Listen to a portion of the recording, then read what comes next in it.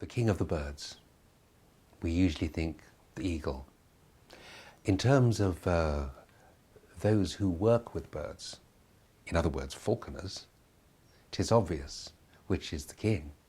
The name, after all, is not eagler or buzzarder, it's falconer. The falcon is the bird that has the highest prize for its owner. It's the most precious bird. Fetches the highest prices, and always has done.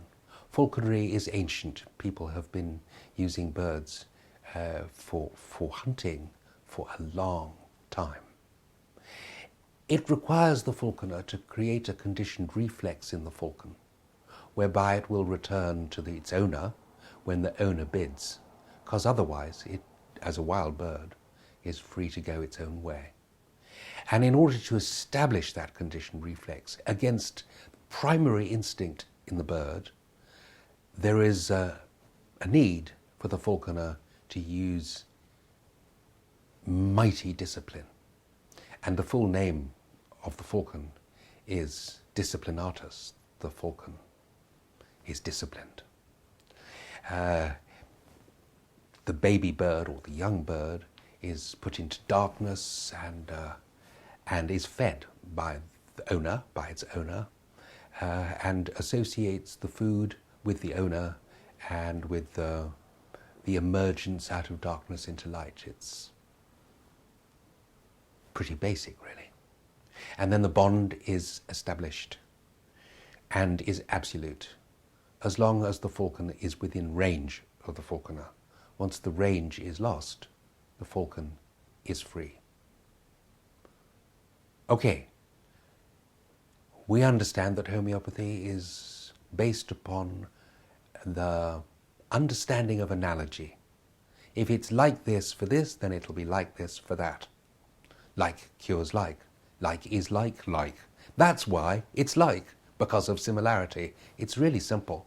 So the step into understanding what kind of a situation may lead to the falcon remedy being applicable in a patient is already obvious. It's one where somebody owns somebody else, and the bond is established forcefully, strongly, and it's very difficult to break. It requires a cooperation between both, because both have to be looking at each other. So if we translate it into a victim persecutor situation, where the falconer becomes like the persecutor and the falcon like the victim, you can see that each requires the other, because you can't have this relationship without both parties. So the falcon person can either be the persecutor or they can be the victim. From a prescribing point of view, what's important is the dynamic between the two. Okay, let's just think about bird for a minute. It likes to be free. The bird has the kingdom of the air, where it is very free to move where it wishes, when it likes. The notion of putting a bird in a cage is the most terrible thing, and many of us actually feel it that way.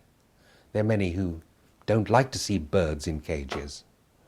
There's something really shocking about it. So the idea of being caged or trapped or held or owned is inimical. What the bird requires, of course, is to be completely free. There's only one time when this may break down a little bit, and this is when bird is raising its chicks, because then the dynamic changes, because the chick holds the attention of the mother to bring it the food, kind of thing, or the father, whatever. The rest of the time, the bird needs to be free.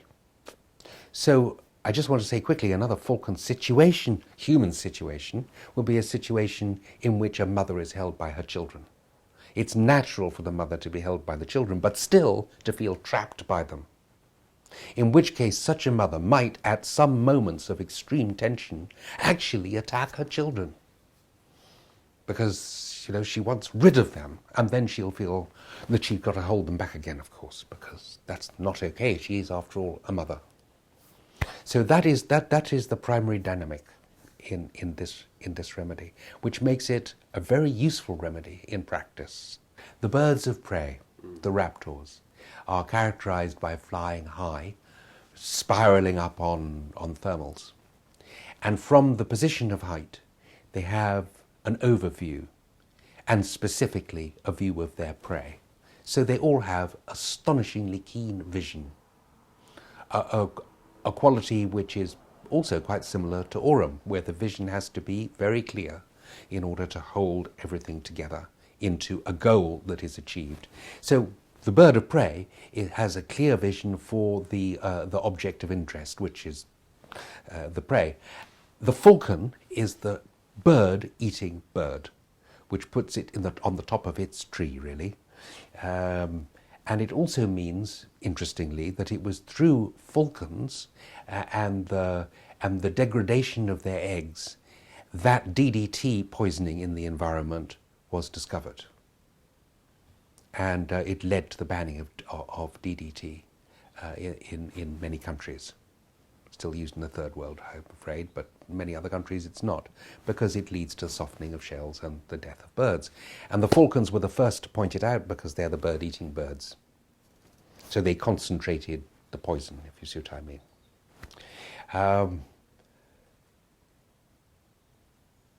Speed is a quality of falcon because it hunts other birds.